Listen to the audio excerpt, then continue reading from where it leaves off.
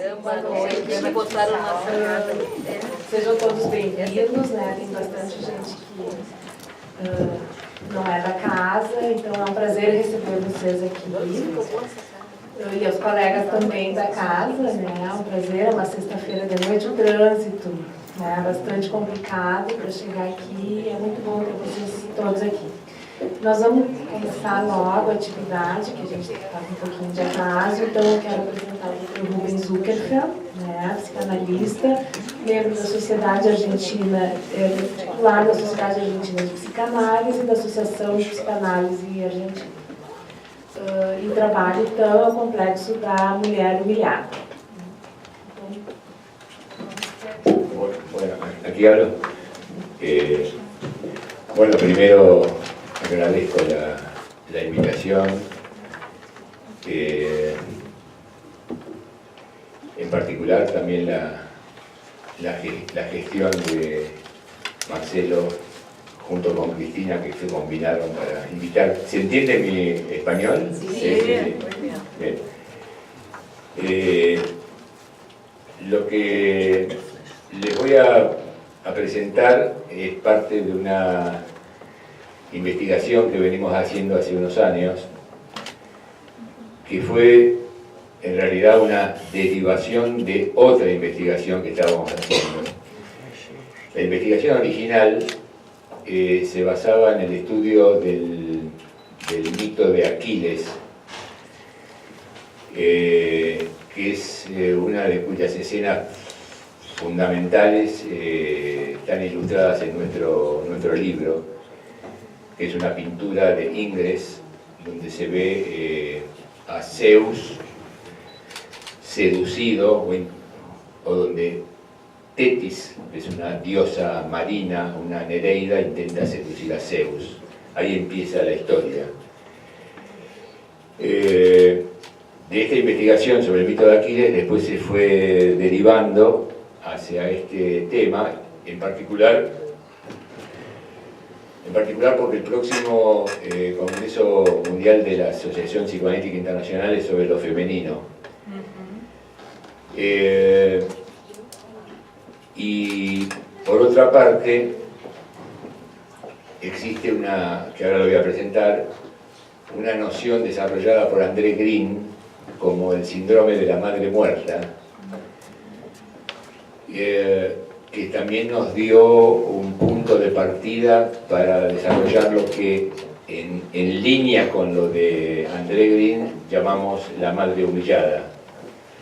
Este es un poco el panorama general introductorio, ¿no? Bueno, a ver si yo puedo ver. No sé si se ve bien, ¿no? Es lo mismo, no sé. A ver, me voy a colocar de costado. A ver, para ver yo la pantalla.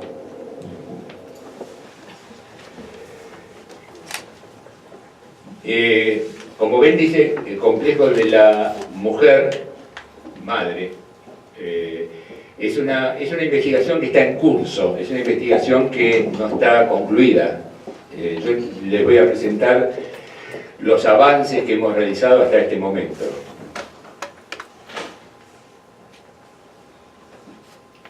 El botón es, ¿cuál es? Este, ahí está. Como epígrafes iniciales que representan bastante lo que voy a comentar, empiezo por la cita de Freud, cuando escribió en 1916: como lo averiguamos por el trabajo psicoanalítico, las mujeres se consideran dañadas en la infancia, cercenadas de un pedazo y humilladas sin su culpa. Eso es Freud, 1916. Mi adorado Vinicius, en Buenos Aires somos fanáticos de varios, gente, no son de Porto Alegre, pero cariocas y bahianos, Chico, bueno, toda la lista, pero Vinicius en particular me interesó la samba de la bendición, cuando dice: una belleza que vende la tristeza de se saber murier, fecha apenas para amar, para sofrer, pero seu amor es para ser so perdão. Esa frase de Vinicius define un momento cultural, creo, histórico y un lugar de la mujer. Y la tercera cita es de John Lennon en su tema Mother, cuando dice, madre, tú me tuviste, pero yo nunca te tuve. Yo te quise, yo te deseé, tú no me quisiste, no me deseaste. Sigue la canción y al final dice, niños, no hagan lo que yo hice. Yo no pude caminar y traté de correr. Es decir, lo que queremos mostrar es la base freudiana de una vivencia subjetiva de la mujer de falta, o lo vamos a formular como de déficit, una versión hermosa desde el punto de vista poético y demás, pero que tiene un pensamiento patriarcal en última instancia, y un drama de una vinculación materno-filial. Empezamos con definir la noción de humillación como la acción y efecto de humillar o humillarse. No, pero está bien. Es decir, herir el amor propio o la dignidad que merece ser entendida como estima y respeto que una persona tiene de sí misma y que se lo tengan. Esto estaba resumido para esta presentación, era un poco más largo en el trabajo, pero la mujer ha vivido en un contexto cultural que históricamente ha construido una imagen de debilidad, fragilidad, que genera una autopercepción de carencia que el hombre, hijo, familia completarán, y es justamente en esa completud donde se alcanzaría el ideal. Es el modelo patriarcal tradicional, falocéntrico patriarcal. Acá viene lo que les mencioné al principio. André Green describe el complejo de la madre muerta así. La madre, por alguna razón, se ha deprimido. Entre las causas principales de esa depresión materna encontramos la pérdida de un ser querido, hijo, progenitor o cualquier otro objeto investido fuertemente por la madre. Pero también se puede tratar de una depresión desencadenada por una decepción que inflige una herida narcisista. Por ejemplo, un revés de la fortuna en la familia nuclear o en la familia de origen, un enredo amoroso del padre que abandona a la madre, una humillación, etc. Ustedes deben conocer que el síndrome de la madre muerta se ha estudiado y se ha jerarquizado bastante en relación con el vacío en la mente del niño. En el Río de la Plata, Ricardo Bernardi, que es un psicoanalista uruguayo que trabaja mucho en investigación, con el cual estamos en contacto, él ha propuesto inclusive hacer una investigación profunda sobre un concepto de alto valor heurístico como es el síndrome de la madre muerta, pero en general la tendencia es a asociar esta condición con el vacío en la mente del hijo, con la depresión, etc. Nosotros estudiando esto pensamos que hay una diferencia entre la vivencia de humillación y la vivencia de pérdida. Ese va a ser el punto de partida. Nos propusimos estudiar el tipo de vivencia de humillación, donde el rechazo o la decepción, en este caso provocada por el otro idealizado, adquiere la dimensión de acto humillatorio en la medida que exista en el rechazado, en este caso la mujer, una disposición a la humillación. La disposición a la humillación la tomamos desde el punto de vista de ese déficit estructural. Esta consistiría en la existencia de un déficit narcisista manifiesto u oculto por dicho vínculo idealizado. Cuando se mantiene el vínculo idealizado queda oculto el déficit. Así que en este último caso, el ideal que se creía adquirido se pierde y la vivencia de humillación puede generar diversas actitudes y comportamientos en el sujeto humillado. La construcción del déficit narcisista en el género femenino, en general, proviene, bueno, de la historia personal y de la cultura patriarcal, que se combinan perfectamente para producir ese déficit, y posteriormente la vivencia de humillación cuando hay alguna injuria X. ¿Esto está claro? ¿Sí? Cualquier duda, a este punto díganme para seguir más claramente, ¿no? Las preguntas que nos hicimos en la investigación, las preguntas de investigación, fueron: en la cultura occidental, ¿es más frecuente estudiar los efectos de un acto humillatorio en el hombre o en la mujer? Porque por supuesto existen humillaciones masculinas, sí, pero nos preguntamos dentro de la cultura occidental en general si ha estudiado más, digamos, la humillación en el género masculino o en el género femenino, que ahora voy a mostrar. Esa fue la primera pregunta. Y la segunda: ¿es de igual valor clínico la depresión materna, que es lo que señala Green, en el vínculo materno-filial, que su decepción o humillación? Estas preguntas tienen un aspecto de pregunta retórica en el sentido de que cuando se plantean estas preguntas es porque estamos con la hipótesis de que hay diferencias en principio en cómo se ha estudiado la humillación del hombre y la de la mujer, y porque pensamos que la depresión materna y sus efectos es diferente de la humillación y sus efectos. Bueno, este es un esquema que quiere mostrar lo siguiente. Hay diferentes tipos de humillaciones. El esquema es tal campo, digamos, del otro.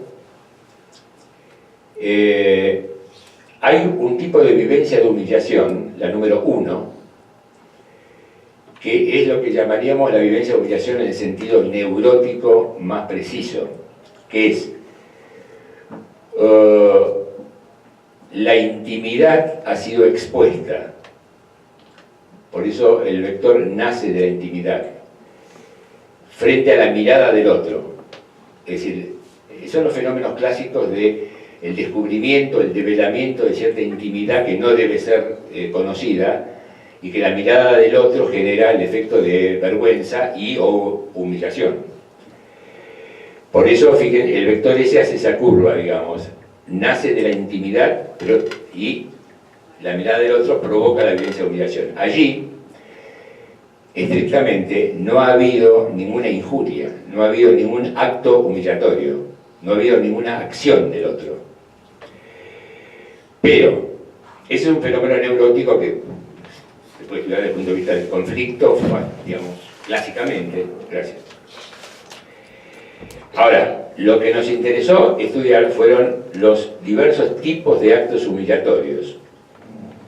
El número 4 es un acto humillatorio que genera vivencia de humillación simplemente porque activamente el otro invade la privacidad. En el caso 1 hasta podría ser una fantasía que se tenga sobre la mirada del otro generando la vivencia de humillación. Pero claramente cuando son actos humillatorios hay acciones del otro.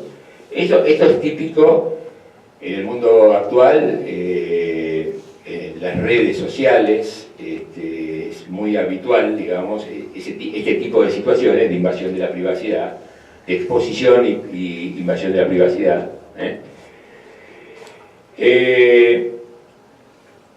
El 3, el vector 3, es un acto humillatorio que genera vivencia de humillación sin que en el sujeto exista una disposición a humillarse. O sea, en realidad 3 abarca situaciones disruptivas, sociales, donde alguien humilla a alguien, o donde el terrorismo de Estado, la tortura, diferentes eventos que generan humillaciones directas en sujetos que no están con disposición a humillarse. Pero de acuerdo a lo que dije antes, lo que más interesó investigar fue justamente el acto humillatorio en condiciones de un sujeto que tiene disposición a humillarse por ese déficit narcisista, que es lo que está en amarillo. Ese es el centro de la investigación. Lo ubico acá porque hay diferentes tipos de actos humillatorios. Objetivos de la investigación: comparar en la cultura occidental la prevalencia de textos sobre hombres y mujeres humilladas en relación con eso de si es más frecuente, digamos, los estudios sobre el hombre humillado o sobre la mujer humillada. Ahí como material para la investigación, una parte del material para la investigación fue estudiar lo escrito, es decir, los textos. Ahora les voy a mostrar con qué metodología. Y después, estudiar en distintas expresiones de la cultura occidental la relación entre una mujer, madre humillada, y su hijo o hija. Y el tercer objetivo fue desarrollar, a partir de la descripción de André Green del complejo de la madre muerta, el problema de la injuria narcisista y de la humillación y sus efectos en el vínculo materno-filial.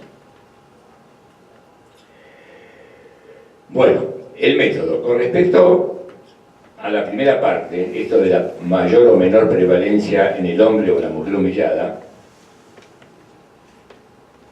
lo primero que hicimos nosotros fue digamos, intentar documentar las conversaciones y los datos que daban diferentes analistas de sus experiencias clínicas. Lo que pasa es que ese material, el material estrictamente clínico, era un material complejo que no permitía delimitar mucho si era más prevalente la humillación masculina que la humillación femenina o viceversa, porque había casos de analistas con historias de hombres humillados, de mujeres humilladas, bueno, en fin, pero tiene una variabilidad que no permitía establecer una diferencia, pues estamos hablando de la cultura occidental. Entonces utilizamos un dispositivo que está aquí presentado, que dice: se estudió la presencia de los conceptos hombre humillado y mujer humillada en los últimos 50 años del siglo XX, utilizando el Google Gram Viewer, no sé si lo conocen, que es un dispositivo que está asociado a la creación del concepto culturómica, que es un neologismo, culturomics es en inglés, que lo acuñaron investigadores de la Universidad de Harvard en contraposición con genómica.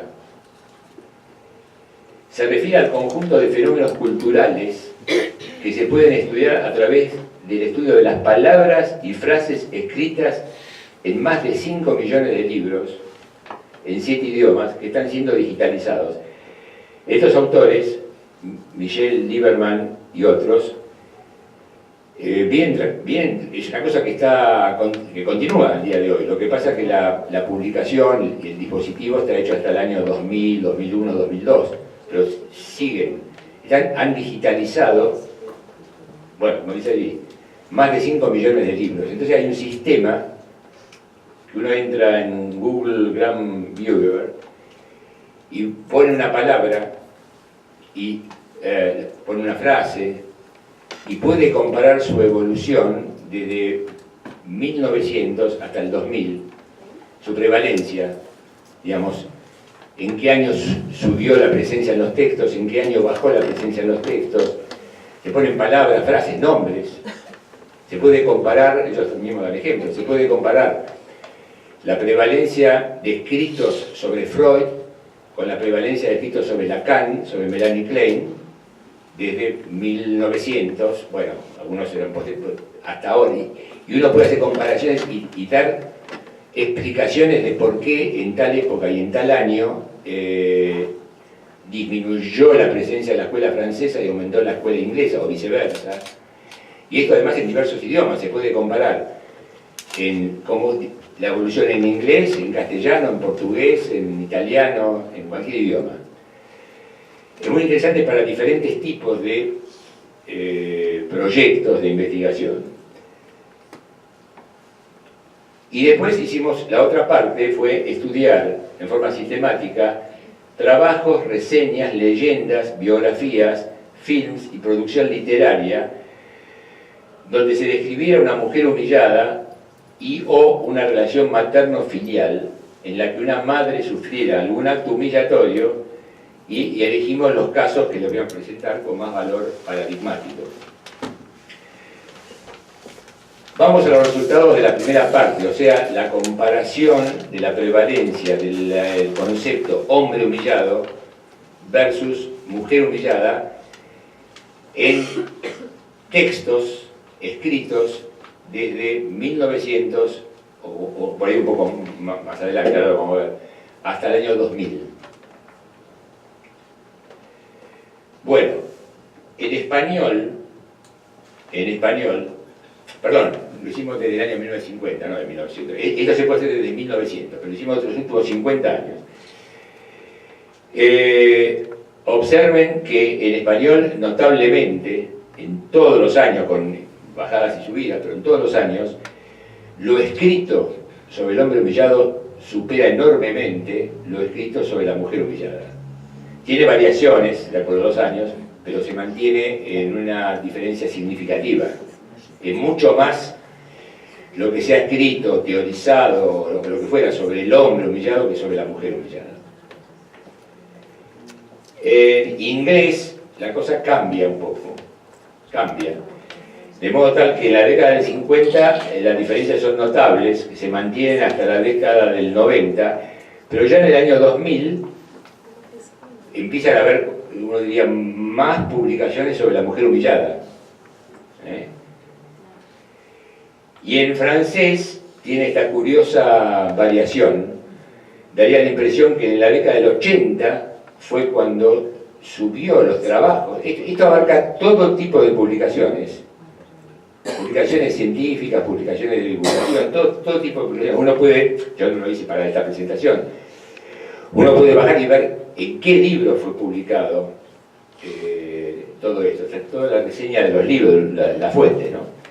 En la década del 80 daría la impresión que aumentó la presencia de la mujer humillada, pero luego disminuye. Llega al 2000 y se mantiene la diferencia. O sea que en términos generales es mayor lo que la ciencia, la sociología, digamos, todas las disciplinas que escriban algo, se han ocupado más bien del hombre y de la humillación masculina que de la humillación femenina. Lo cual no es casual, lo cual no tiene ningún misterio, porque en realidad en la cultura patriarcal importa más la ofensa del hombre que la de la mujer. La de la mujer suele estar mucho más naturalizada, cosa que también ahora vamos a ver. Y ahora vamos a ver lo que está más en el texto que yo envié y en nuestro libro, que es estos casos paradigmáticos de mujeres, madres humilladas y sus efectos culturales. Bueno, lo que en esta investigación llamamos la modalidad 1, complejo de la madre humillada 1, lo definimos como madre humillada con un hijo con función restitutiva. Y el primer caso que les mencionaba fue el caso de la relación de Tetis con Aquiles. Bueno, les voy a leer, para hacerlo sencillo. Tetis es una Nereida enamorada de Zeus, quien la rechaza. En la figura de Ingres, que ahora vamos a ver, se ve claramente el rechazo de Zeus, porque es advertido que el hijo que tendría con ella iba a destronarlo y ocupar su lugar. O sea, hay un oráculo que le dice a Zeus que no se case con Tetis. Es decir, lo que hace el oráculo es interpretar el complejo de Edipo a Zeus, porque en realidad Zeus ya había destronado a su padre Cronos, y Cronos, hay una historia mítica de hijos que destronan a los padres. Bueno,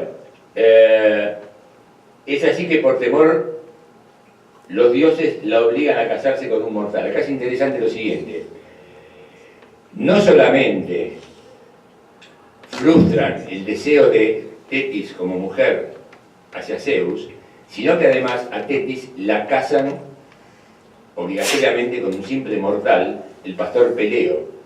Es decir, a ver si nos ubicamos, es como si una mujer hubiera estado enamorada de Rockefeller, Zeus, y la obligan a casarse con el cadete del banco, con el último. Hay un efecto de humillación. Y es interesante porque ella, resentida, ahoga a sus 6 primeros hijos. Es la constitución de la que llamamos la madre. Primero es la mujer humillada, segunda etapa, se transforma en madre filicida. Cuando alumbra al 7º niño, que es Aquiles, ahí pasa de madre filicida a madre sobreprotectora. Es la famosa escena que lo sumerge en el lago Estigia, tomado del talón, de modo que le hace todo el cuerpo invulnerable, menos el talón que queda seco, que queda vulnerable. Eso es un clásico conocido, el talón de Aquiles. Ahora, en la guerra de Troya, Aquiles después va a la guerra de Troya. Esto se ve muy bien, bastante bien en la película Troya, donde Aquiles es interpretado por Brad Pitt. Como nosotros en nuestro trabajo original lo defenestramos a Aquiles, lo consideramos no el gran héroe, sino un nene de mamá, una crianza de mamá, totalmente sometido a la mamá. Muchos colegas psicoanalistas, amigos míos, me interpretaron a mí que eso lo decíamos por envidia a Brad Pitt. Pero no es cierto. El tema que Aquiles va a una guerra que no quería combatir, que lo llevan, y por su rivalidad con Agamenón, eso está en la Ilíada, ¿no? Aquiles decide no combatir porque Agamenón le había robado a Briseida, a una esclava. Bueno. Ahí se produce la primera cólera de Aquiles que describe Homero. Ahora, en un momento determinado hay una escena donde su madre se le aparece y le señala 2 destinos a su hijo. El de la tranquilidad de la larga vida y la familia, si se retira, o sea, si realmente se va de la guerra de Troya, iba a tener una familia bien. Pero además le dice, y esta es la inducción materna, le dice que iba a tener una gloria inmortal si combate hasta morir.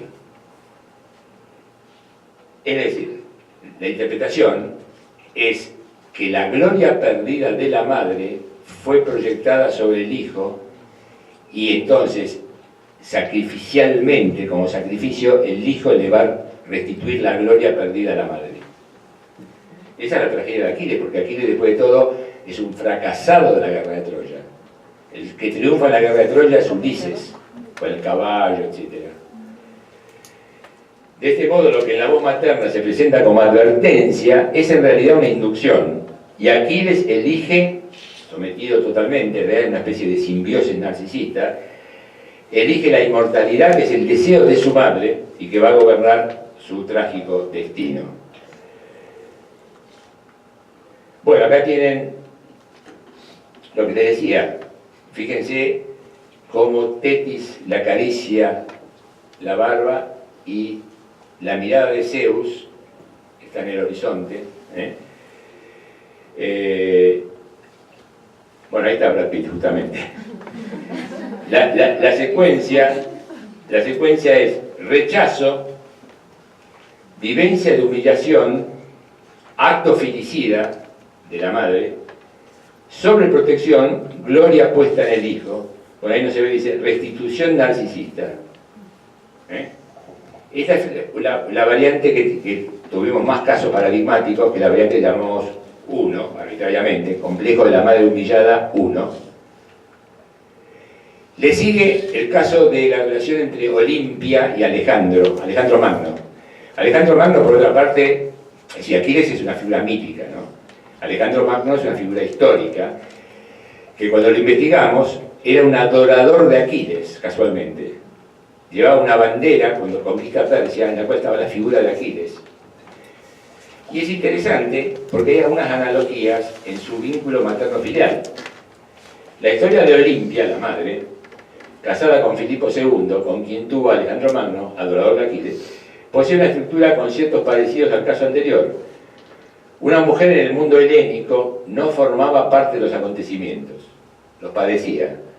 Esto lo plantea también Pierre Grimal, y pocas veces los protagonizaba, salvo que tuvieran relación con algún hombre.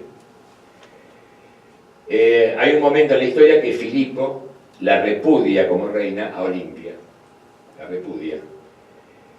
Se vuelve a casar con otra mujer. Olimpia queda en la corte solo como la madre de Alejandro, en un lugar totalmente desvalorizado.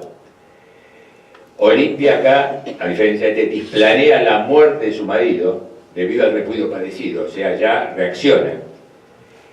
Y además, a que el nuevo casamiento de Filipo y el nuevo hijo de este podía hacer peligrar el futuro reinado de Alejandro. O sea, se juega la vida en que Alejandro sea el rey. A partir de ese momento su vida se convierte en intrigas políticas, asesinatos, y acá viene el tema, y una fuerte inducción a su hijo Alejandro para avanzar ilimitadamente en la conquista de Asia. Eso también se ve en otra película. Ya Alejandro había conquistado, qué sé yo, todo Brasil, Argentina, Chile y Uruguay, pero tenía que conquistar más. Tenía que conquistar Ecuador, Colombia y Venezuela.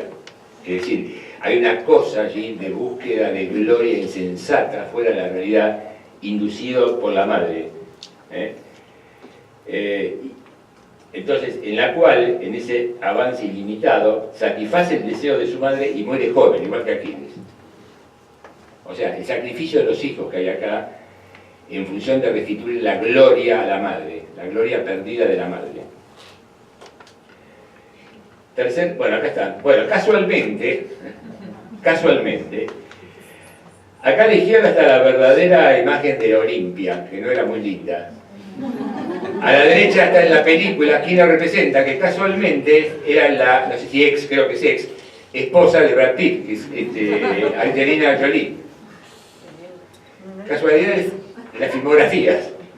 Bueno, abajo está diferentes representaciones de Alejandro. Bueno, pero la secuencia. Nuevamente, rechazo, vivencia de humillación, acá hay violencia conyugal, acá hay una violencia conyugal, la gloria puesta en el hijo, restitución narcisista nuevamente en el hijo. Es otro ejemplo paradigmático ahora de la historia. Y vamos ahora a un tercer caso más actual, que también ha tenido su película, porque nosotros vamos investigando documentos, películas y demás. Es el caso de Caridad Mercader y su hijo Ramón Mercader. Esta es la historia del asesinato de Trotsky. Caridad es una figura de la historia española. Brevemente, a los 16 años se casa con Pablo Mercader Medina.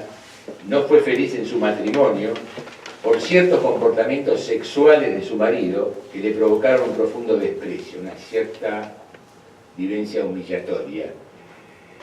El deterioro económico de la familia Mercader y su romance con un aviador francés provocaron el fin de su matrimonio. O sea, Caridad se enamora de un aviador francés. Caridad se refería a él como al aviador francés, ¿no? Era joven, elegante y caballeroso, y estaba envuelto en la aureola mítica del heroísmo, lo tenía totalmente idealizado. A esta relación se le atribuye el viraje ideológico de Caridad al comunismo y a su intensa participación en atentados terroristas que hicieron que su familia, en el intento de preservarla, la internaron en un manicomio, donde estuvo 3 meses incomunicada, sometida a un tratamiento agresivo, con duchas de agua fría y con sesiones de electroshock. Vayan viendo las humillaciones, ¿no? En París, donde ingresa en el Partido Comunista, es abandonada por su amante. O sea, el que la indujo, el que la llevó un poco al comunismo, después la abandona. O sea, el tema con el marido inicial, el tema con el amante que la abandona, el tema de la familia que la somete a estas situaciones humillatorias. Instalada luego en México, integró junto a su hijo Ramón la operación encargada por orden de Stalin para asesinar a Trotsky. Ramón se encargó de la tarea, cae preso y Caridad huye del país dejando a un abogado encargado de defender a su hijo. Es decir, ella busca que Stalin le devuelva la gloria perdida y para ello usa a su hijo para matarlo a Trotsky y ella llenarse de esa gloria que perdió. El tema es que esta es una gran tragedia. Más adelante le confiesa a un amigo su participación y la de su hijo en el asesinato de Trotsky.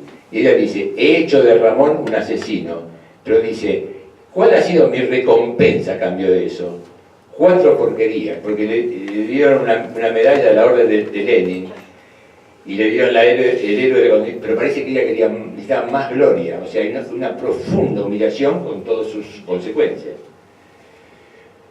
Caridad del Río, bueno, se educó a su hijo en el odio, lo alentó e impulsó en su misión hasta esa misma tarde del 20 de agosto. La relación Caridad-Ramón era de una mujer humillada al menos 3 veces, familia de origen, matrimonio y su amante, donde las injurias devienen en violencias de venganza, vindicativas, donde busca su restitución narcisista a través de su hijo Ramón, convirtiéndolo en un asesino y enviándolo a la muerte, como Tetis con Aquiles y como Olimpia con Alejandro. Con todas las variaciones del caso, por supuesto, ¿no? Bueno, acá tenemos a Caridad del Río, al verdadero Trotsky, a Richard Barton ahí, haciendo de Trotsky muy igual, y a Alain Delon, no tan igual al verdadero Ramón Mercader. Alain Delon, ahí está la escena donde le va a clavar esa especie de pisapapeles, que es como un cuchillo, ¿no? Es una historia de una tragedia muy ya histórica, ya más de principios del siglo XX, ¿no? Bueno, todos estos 3 ejemplos fueron de la modalidad 1. La modalidad 2 es una madre humillada, ahora, con hostilidad directa o encubierta hacia sus hijos, que ya es diferente. El caso más paradigmático es el caso de Medea. Volvemos a la mitología. Medea, ¿qué le pasa? Padece el repudio de Jasón. Esto plantea una diferencia entre la criatura debido aquí al filicidio directo a partir de la humillación. Este es el caso del filicidio directo. Los otros fueron indirectos a través de buscar la restitución narcisista de la gloria. Según cuenta el mito, Jasón debe conseguir, bueno, esto es conocido, el vellocino de oro. Al llegar a tierras orientales, donde está el vellocino, Medea, que era una figura, ¿no? Una sacerdotisa, una princesa de la región, se enamora perdidamente de Jasón, lo ayuda, la expedición es exitosa, pero en un momento Jasón se separa de Medea, la abandona, con quien tenía 2 hijos, y se casa con la hija de Creonte. Esto es muy conocido, hasta la tragedia, la obra de teatro. Bueno, Medea la asesina a Glauce, con un vestido envenenado que se lo hace poner, bueno, en fin. Y luego, la famosa escena, mata a los hijos que tuvo con Jasón. Ahora, esta historia, relatada por Eurípides, la versión de Eurípides es interesante. En 431 a.C., exalta los valores femeninos y le hace decir a Medea, al personaje, digamos, de su obra. Medea dice, de todo lo, en el 431 a.C., de todo lo que tiene la vida y pensamiento, nosotras las mujeres somos el ser más desgraciado. Empezamos por tener que comprar un esposo con dispendio de riquezas y tomar un amo de nuestro cuerpo, y este es el peor de los males. Una mujer suele estar llena de temor y es cobarde para contemplar la lucha y el hierro, pero cuando ve lesionados los derechos de su lecho, no hay otra mente más asesina. Esto es interesante por las 2 tendencias del estudio del mito de Medea. Quedarse solamente en el filicidio es una parte de la historia. La otra parte de la historia es la profunda humillación en un contexto que no es Occidente siglo XXI, es 400 antes de Cristo. Ya Eurípides ya estaba, digamos, conceptualizando el rol de la mujer, el rol desvalorizado de la mujer. Bueno, ahí están esta es la pintura que muestra a los hijos muertos, Jasón que le viene a recriminar a Medea. Acá la película que estudiamos es la película de Pasolini, sobre Medea, justamente, la película de Medea. Pero otro dato interesante, si yo no fuera psicoanalista, diría, bueno, son demasiadas casualidades, porque María Callas sufrió profundo desprecio, fue una mujer muy humillada por la famosa historia de que su potentado multimillonario Onassis se casa con Jacqueline Kennedy, en realidad la abandona María Callas. Es interesante que protagonizó la película de Medea, mujer humillada, mujer felicida. Bueno, seguimos. Y ya con este es el último caso que voy a presentar, que en la investigación estudiamos la película Un tranvía llamado Deseo, la historia de Tennessee Williams, que Woody Allen, lo que voy a comentar, la versión de Woody Allen en la película Jasmine, el personaje de Blanche Dubois de Tranvía de Deseo equivale al de Jasmine, y su hermana Estela en el Tranvía de Deseo es Ginger en el film de Woody Allen.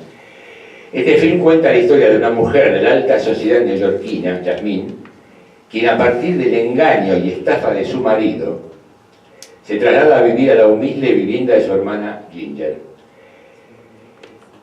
Jasmine denuncia a su marido que cae preso, y aunque esto implica también la pérdida de todo para ella, lleva adelante su venganza. Después Jasmine comienza la relación con un político de la élite californiana, pero le miente sobre su historia, y cuando estaba a punto de casarse, la mentira es descubierta y este amante nuevo la repudia. Esto se ve en la película, ¿no? Es decir, el marido la engaña, el marido le dice en una escena que se ve en la película claramente que está enamorado de otra mujer, así bruscamente, la nueva pareja de ella, en un momento determinado, cuando conoce algo de su historia, la repudia. Así, tiene un doble repudio, Un dato interesante es que Jasmine y Ginger son mujeres adoptadas que provienen de familias biológicas diferentes.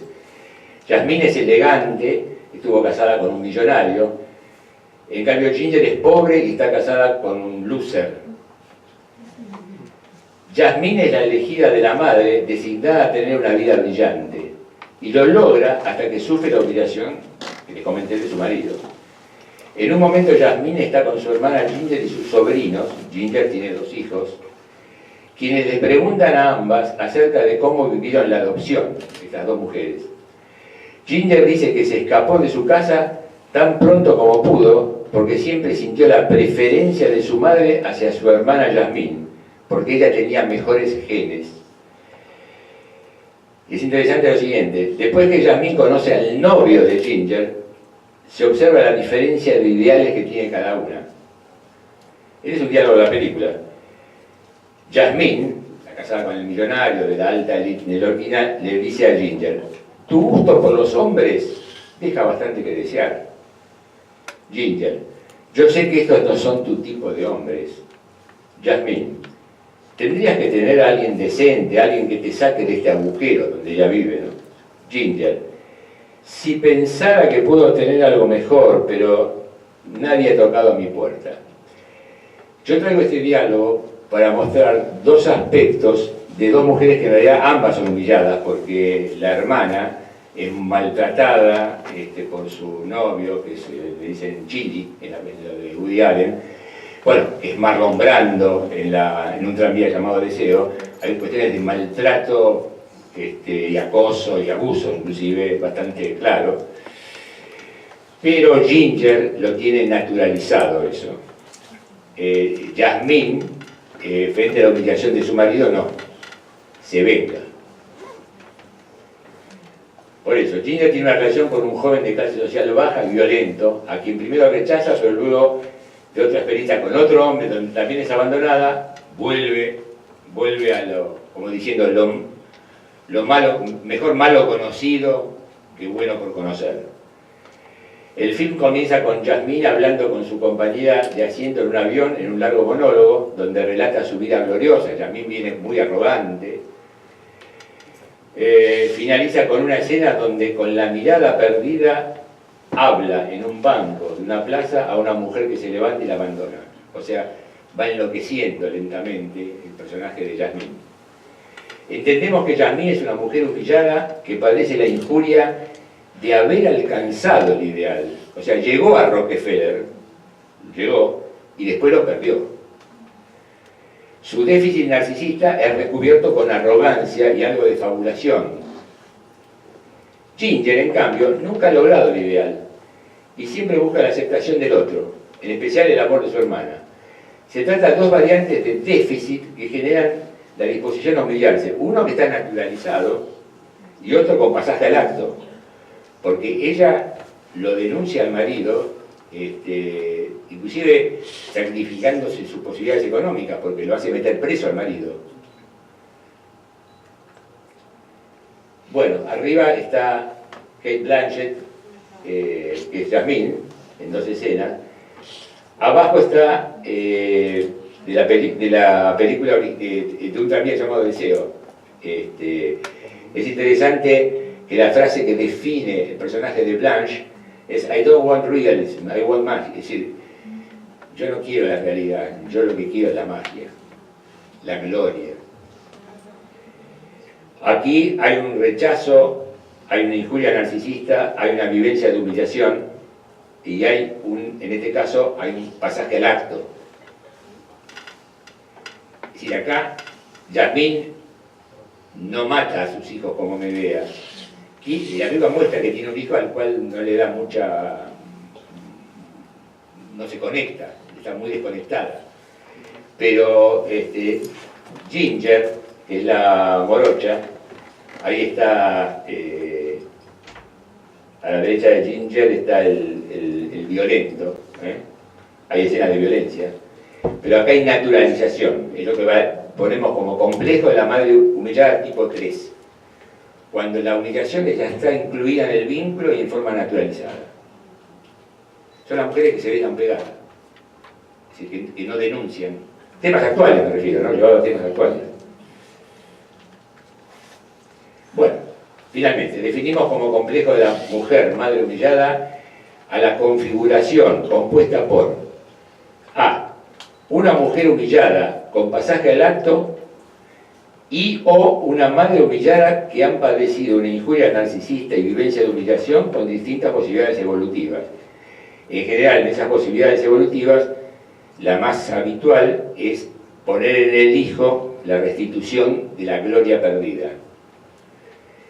Y en el complejo estaría claro, un hijo o hija que es investido con hostilidad, una posibilidad, o sea, Medea los inviste con hostilidad, bueno, los mata.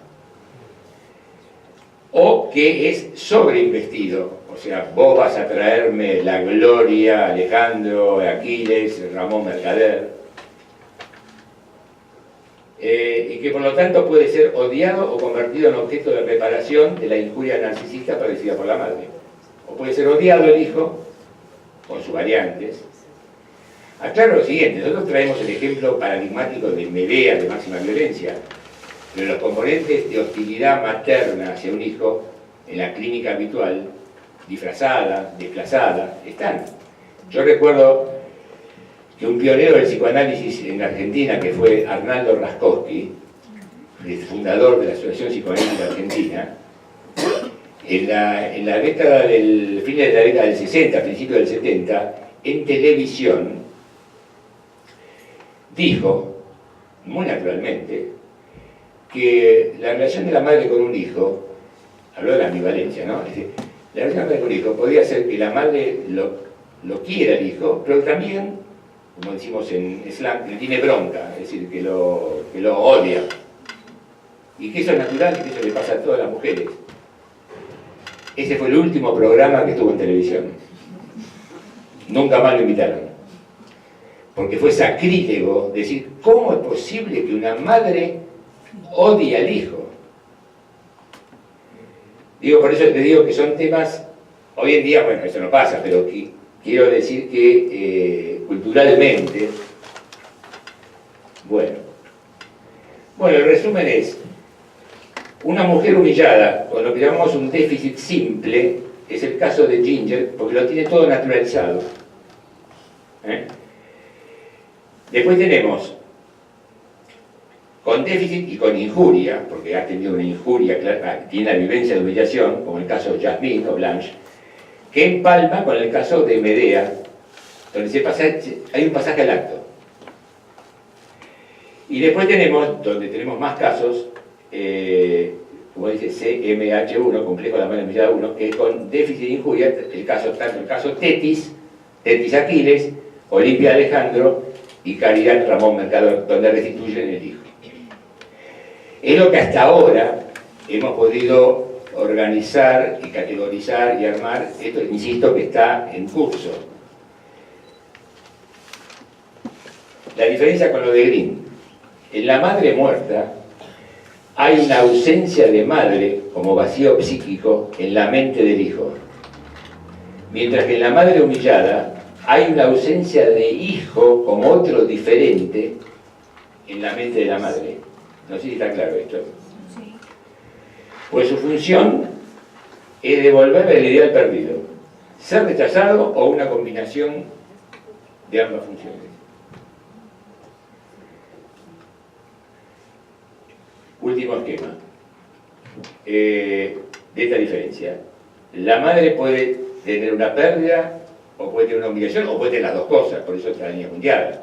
Pero si tenemos que dividir, digamos, para estudiar las dos situaciones, decimos que en la pérdida se desarrolla el complejo de la madre muerta, que implica una desinvestidura de la mente del hijo, generando vacío en la mente del hijo. La depresión blanca, el vacío, bueno, lo que ha planteado Grimm también. Nosotros agregamos la diferencia, que es que en la humillación puede haber la variante 1, que es la sobreinvestidura, Tetis, Olimpia, Caridad, donde el hijo cumple la función de restitución narcisista, y la variante 2, donde hay una investidura, sí, hostil, que es rechazar al hijo, en mayor o menor medida.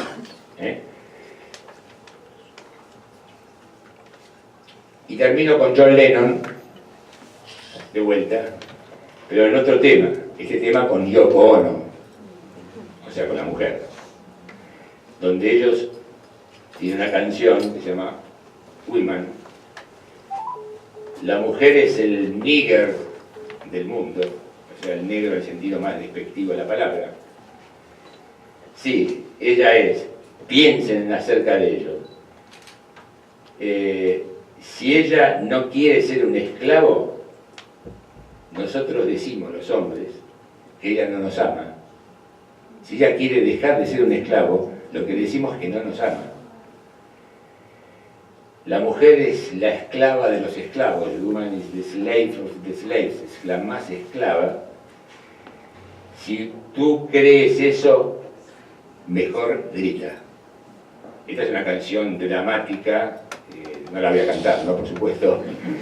Tanto Mother, que es la primera canción, que es tremendamente dramática, como esta, son canciones de un contenido emocional fuertísimo, y en ambas yo creo que Lennon ha percibido aspectos en la década del 70, donde todavía muchos temas, en la década del 70 no había un congreso de la IPA que sea sobre lo femenino.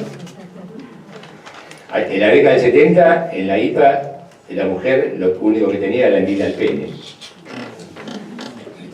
Estoy exagerando, no estoy caracterizando un poco, pero me refiero que las cosas han tenido una evolución importante, y bueno, eso nos ha permitido seguir con esta investigación. Estamos buscando materiales, documentos, películas, hay mucho, y lo estamos tratando de categorizar. Bueno, muchas gracias.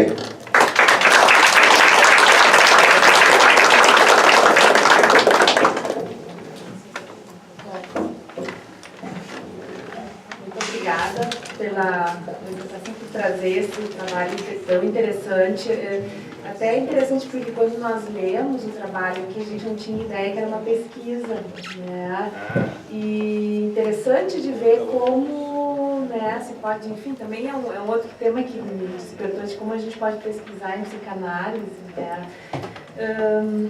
E eu vou abrir, né, a gente já está inscrita, mas eu só queria, seguindo no que o senhor falou agora, fazer um comentário de o quanto, como seria, porque a pesquisa inicial de vocês foi até o ano 2000, né, e pensando hoje em dia, né, 2018, como seria a curva, né, daquele material falando sobre humilhação. Só um comentário rápido, eu vou abrir para inscrição. Acho que a gente vê 2, 3 comentários do senhor. Sim, perfeito.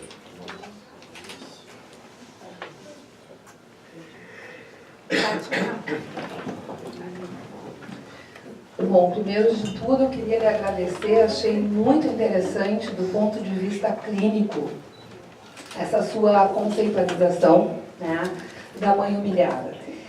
E fiquei pensando, talvez, na sequência do que a Cristina comentou, da minha experiência clínica com crianças, né, atualmente, que cada vez mais eu tendo a trabalhar crianças com suas mães, com seus pais. E neste sentido, eu queria lhe ouvir na questão do filicídio, né, porque fiquei pensando na questão transgeracional da mulher humilhada e o quanto, talvez, predominantemente aconteça um assassinato da subjetivação do filho. À medida que, como o senhor colocou, a mãe humilhada tem uma ausência de filho na mente, né, a subjetivação provavelmente acontecerá problematicamente, neste sentido. Obrigada. Perfeito. Carlos?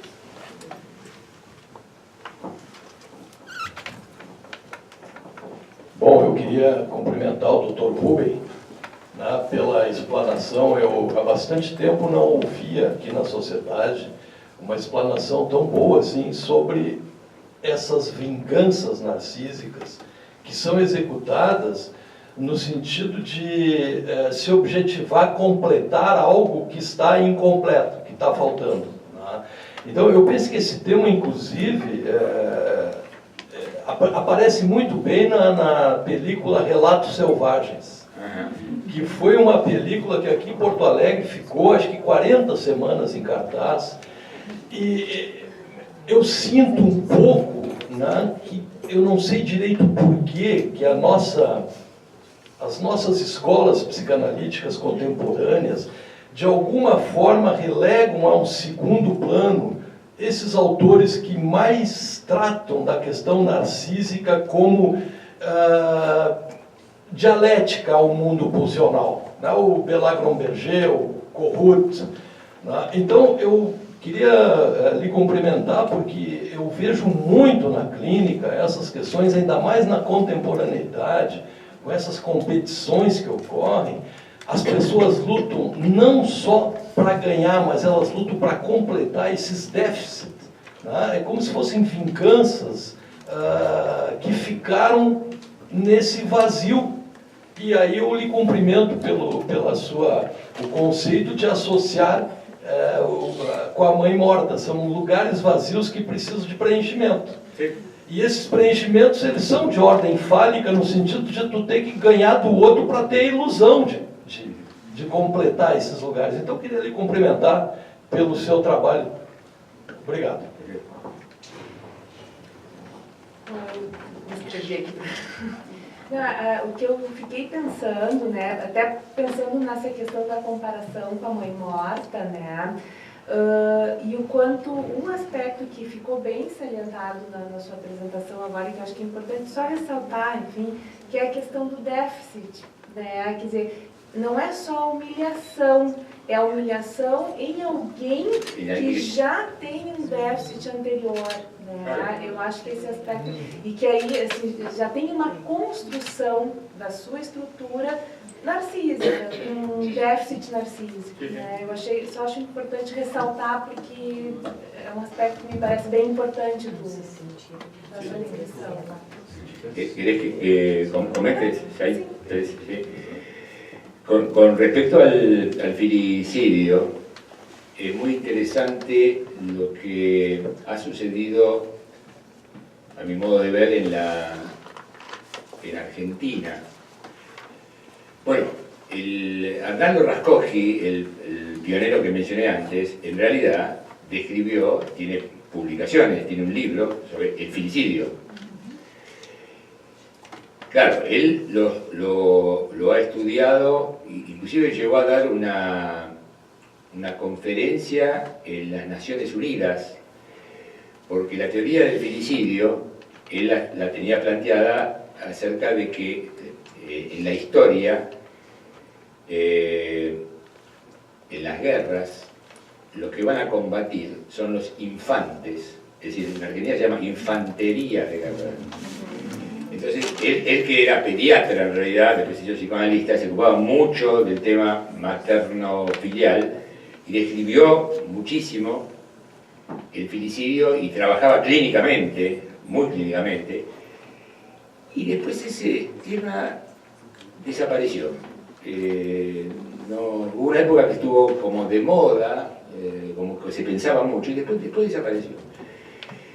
Yo creo que, nuevamente, pensar que una madre odie a un hijo sigue siendo intolerable todavía. Nosotros psicoanalistas podemos pensar en la ambivalencia, etc., pero en general suena intolerable. De todas maneras, creo que en la clínica es un tema fundamental. No es necesario matar ni pegarle nada. Basta con la cantidad de situaciones en el vínculo que desubjetivan, justamente, es lo que hoy en día diríamos, tal cual. Tal cual. Estos ejemplos que yo doy son ejemplos muy categóricos, muy paradigmáticos, pero justamente hay que bajarlos a la realidad clínica. O sea que yo creo que cualquier analista, pero en particular analistas que trabajen inclusive con niños y que trabajen con padres y niños, lo van a ver más a menudo de lo que se ve. Así que totalmente de acuerdo. El tema de la venganza, justamente, hay una frase que no está puesta aquí, una frase popular, anónima, que dice: no hay nada más peligroso que una mujer humillada. Es decir, ahí se ve la contrapartida de la situación. O sea, hay como una percepción inconsciente que la violencia a la cual puede llegar una mujer humillada es muy alta. La frase es estrictamente con la mujer. La frase no es no hay nada más que un hombre humillado, no, es una mujer en particular. Así que el tema de la venganza, en ese sentido, lo vindicativo, es un tema muy importante. Bueno, en Relatos Salvajes es un film que muestra muchas de estas cuestiones, las muestra muy claramente. No las muestra tan específicamente, creo, si mal no recuerdo, específicamente en una relación madre-hijo. Específicamente. Sí las muestra culturalmente en múltiples ámbitos. Pero claro, eso remite a la importancia, nosotros le damos mucha importancia a la teoría del narcisismo y a todas sus derivaciones, y al concepto del déficit narcisista. Es decir, creemos que en ese sentido,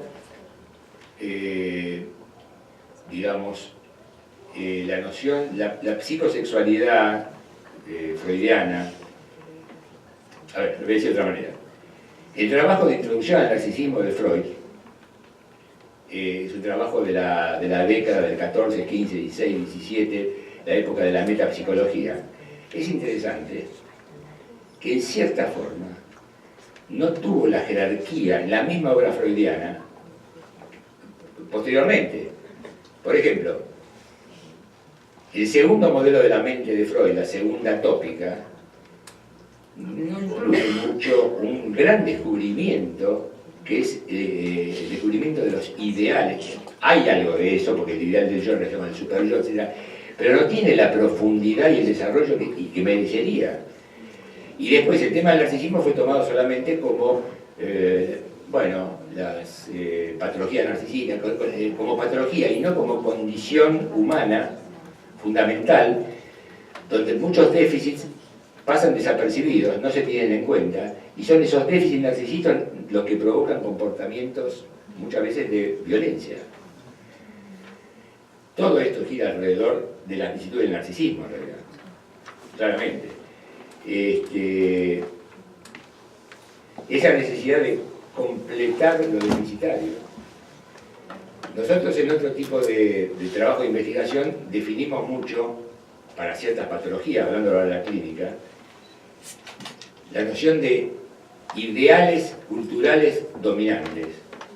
Es decir, si Freud en la introducción al narcisismo plantea que la self-esteem fuel, la self-esteem, la autoestima, se define en base a la constitución del narcisismo primario, de cómo hemos sido narcisizados por nuestros padres, más las satisfacciones objetales que Freud le dan en el amor y en el trabajo, más lo que agrega ahí, el cumplimiento del ideal. Cuando uno tiene una chica, vamos a la psicopatología de la clínica, una chica con anorexia nerviosa,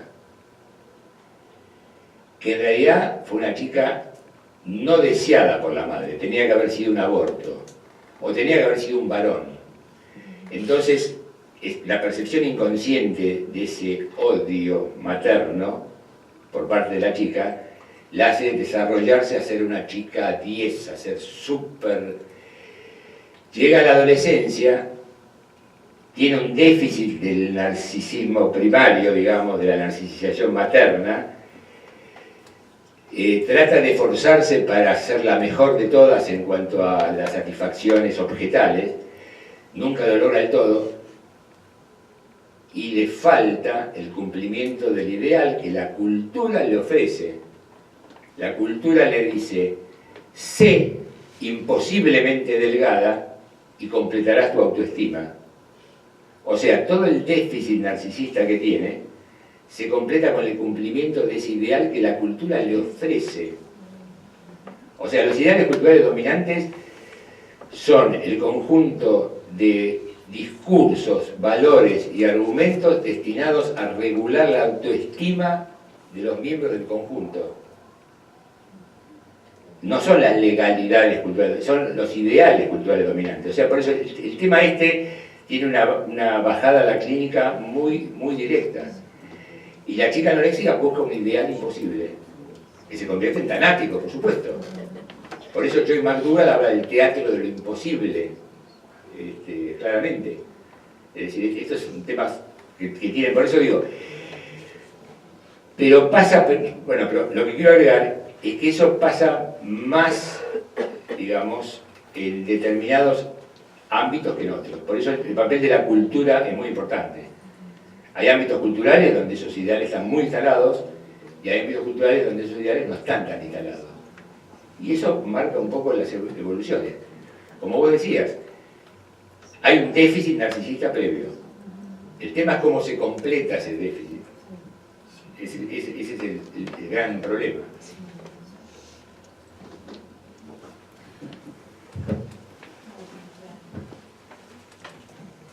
Bom, eu vou então seguir, porque eu fiquei pensando na frase, né, não há nada mais perigoso que a mulher humilhada, né. Eu fiquei pensando por quê, né, qual é a diferença e o quanto isso tem justamente a ver com essa questão da maternidade. Claro. Né. La mujer puede ser madre, claro. Talvez a humilhação, não sei, se manifeste de uma forma mais sutilmente violenta ou que não seja tão... Sí. Essa questão do feminicídio, em outros ámbitos também. No, y el tema de la maternidad hoy en día hay que estudiarlo y reestudiarlo mucho, porque han cambiado notablemente los ideales y proyectos de vida de la mujer, por un lado. O sea, ya no es imprescindible como en otra época ser madre para completarse, por un lado. Y por otro lado, para ser madre, hoy en día existen una cantidad de procedimientos muy diferentes que hace pocos años no existían. Con lo cual, las vicisitudes del narcisismo también acá van a ser muy complejas. Si yo, una mujer, puede lograr ser madre a través de un óvulo donado por otra mujer en el vientre de otra mujer que tenga el embarazo completo y después obtenerlo, los psicoanalistas tenemos que estudiar bastante. Tenemos que estudiar bastante, porque la cosa ya no es mamá y papá. Si hubiera estado eso en la época de Tetis con Zeus, Tetis se hubiera embarazado por su cuenta, lo tiene Aquiles, lo hace al revés. Sí, por eso, ¿no? Hay muchas vicisitudes que yo creo que hay que seguir estudiando. Hay cosas que ignoramos. Bom, nós infelizmente estamos no horário, né? Queria lhe agradecer muito. Eu queria agradecer ao Marcelo também por nos oportunizar, trazendo o Dr. Rubem aqui na sociedade, né? Foi um trabalho em conjunto. E agradecer o seu trabalho bom, eu acho que no congresso da IPA teremos mais... Sí, claro, en Londres, sí, em Londres, el año que viene. Nós vamos ter mais vamos a estar hablando elementos de estas cuestiones. dos avanços do trabalho. Eu queria agradecer a presença de todos, então. Muchas gracias. Bom fim de semana a todos.